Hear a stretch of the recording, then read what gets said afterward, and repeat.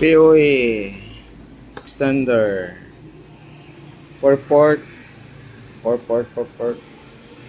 Okay.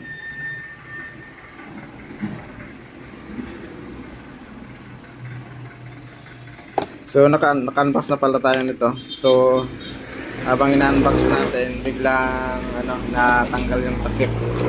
Tanggal yung takip niya. Yan. So ito siya. So yan, ito yung kanyang parts. Yan. So bali, nagtanong kung ilang port. 5 port pala siya. 5 port.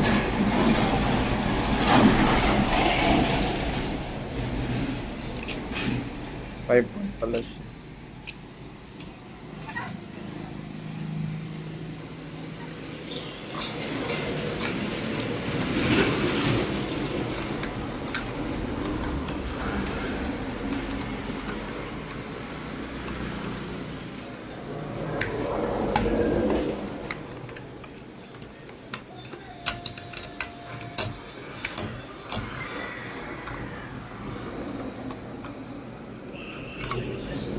Tingnan nyo yan.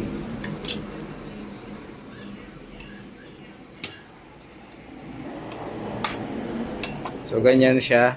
Tapos pinapasok siya dito. Yan. Pinapasok siya dyan. Yan. Yan.